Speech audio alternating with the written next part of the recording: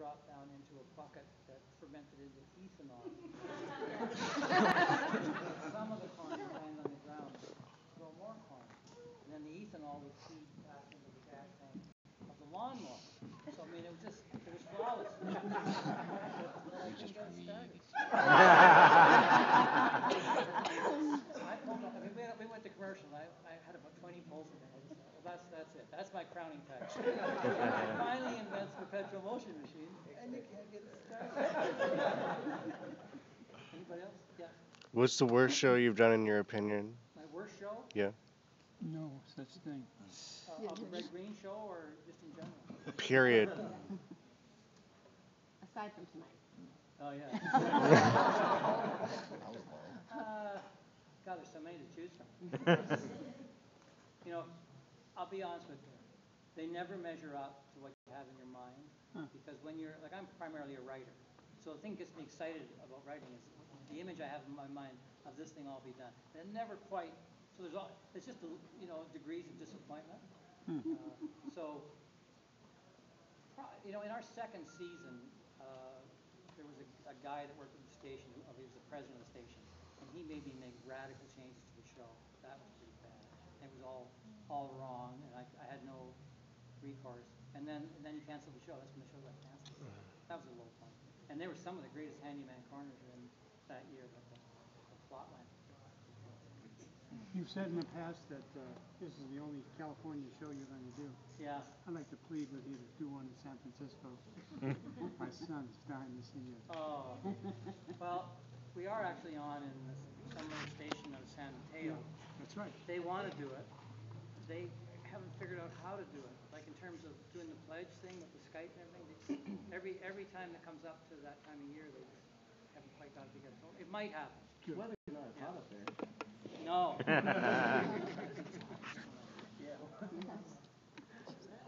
Anybody? Yes. I have a recollection of a Christmas movie that you were in. Yes. Not as Red Green. No. But No. in a Christmas tree lot. Yeah, it was with Leslie Nielsen. It was called Santa Who or something like that. It was like a TV Christmas movie. We're getting ready to do our feature film like 3 or 4 months later. I've never been on a movie set, so I took the job just to kind of look around and see what that was about. Is it helpful?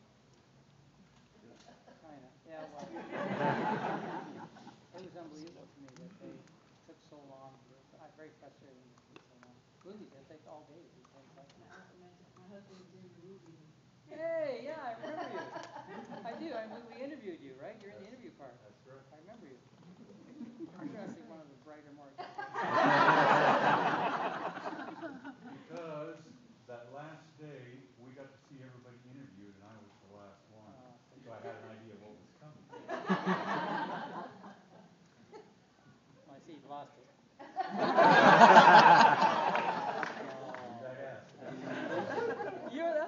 You. Yes. Tell us about your jingle, and also, how do we get it out of our head? Well, the best way is to buy it as a ringtone on our website. That was, there's a guy named Bob Deutsch who he did this bed track of chords, and then he called me, because I've written a lot of songs in my life, so he called me to come in and pick out and make a melody for it. So he had a concertina, so I just sang it to him, and he played it, and is that what you're talking about, the theme song of the show? Yeah. Yeah, that's what I'm saying. No words? Other words? No. Yeah, there's words that goes da da da. The French is long, long. Anybody else have a question? Yes. How did you decide to do the cartoon bits for Ranger Gord? Yeah. They're my favorite. Yeah. It was like part of the reason that we stopped doing the show was I didn't feel it could evolve anymore. So we were trying to evolve everything. And with Ranger Gord, we thought, okay, if he really was up there all alone, like he would start to, things would go. And I wanted to bring some sort of animated something into the show, just because it's an area we hadn't touched on.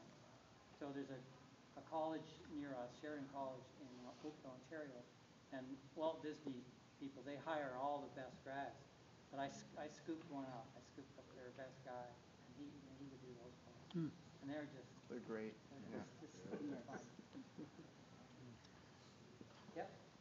When you were a kid in school, were you the class clown? Well, if you read my biography, I wasn't a conventional class clown. My teacher, I had the same teacher for grade 6, 7, and 8, and I was the only kid that was allowed to speak out whenever I wanted. I could say whatever I thought of, whenever I thought of it. So I had tremendous freedom. Because I would say, I'm a much nicer person then. I would say things that were funny without being destructive.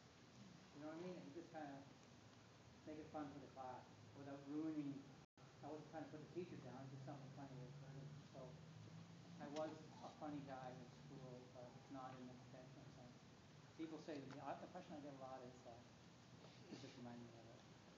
Why are Canadians so funny? You know? So I said, well, you know, it reminds me when I started high school. I was born on Christmas Eve, so I was automatically young for a normal, you know. And then I skipped. So when I started high school, I was like 12. I really wasn't much taller then than I am now. So I was like a little boy in high school. And the guy next to me, he was 15 and he was like a man. I didn't know this guy. On the first day of school, he's got the walker beside him and he says, you know, if I wanted to, I could kill you. I had a cheerleader tell me that too.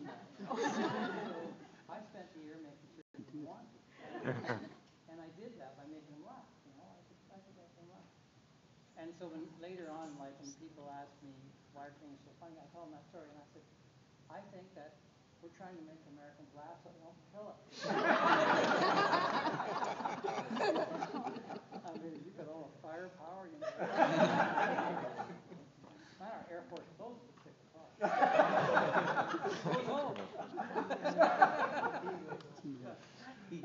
Any other questions? Yes, sir. Which one have you ever done that made you laugh the most? Which, Red Green show? Well, Pat McKenna definitely makes me laugh the most. He would do things with his eye. Like, he knows I'm very strict on script. Like, people don't even think there are scripts on the Red Green show. It was very heavily scripted. And I'm one of those guys that say the script's exactly as written. That was very important to me. And he knew that, and he would do that. But he wouldn't do it the way. And in show business, there's kind of an understanding. Like, if you're doing a scene, like if you and I were doing a scene together, and you started laughing, which was going to ruin the scene, I would find a way to help you. I would either do a little bit of business or extend what I was saying or say what I was saying slower while you got yourself back together again. Not McKenna. If he sensed you were going, he would just... He cost me thousands of dollars. He definitely made me laugh the most. Mike Hammer had his moments. We used to do the lodge meeting. I remember what's new in the lodge meeting. Except a couple lines, but it always starts the same. And one night all he said was "all rise," and it was like out of some movie from the 1930s that I kind of obscurely remember. It just cracked me up. One night we were doing a show where it was the theory was or the theme of the show was a telethon. It was very much like a PBS Vegathon thing. The thing was, these guys were all working the phone bank, and I'm trying to talk to Mike, and he's sitting right there. So I said to him, Mike, I said, his name's Wayne, I said, you're going to get tonight, you don't get a lot of funny lines, tonight, you're going to get the biggest laugh for one word in the history of comedy. So he said, okay. So anyway, I'm standing beside him, and he's up. The phone rings, and I say, hey, Mike, and he picks up the phone, and he's talking on the phone, and I'm trying to talk to him. And he's going, hello, hello, hello, and I say to him, it's me, you idiot. And he goes, Dad?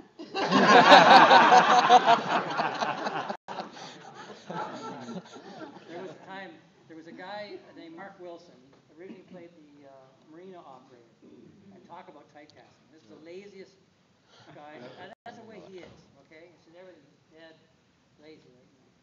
This is the last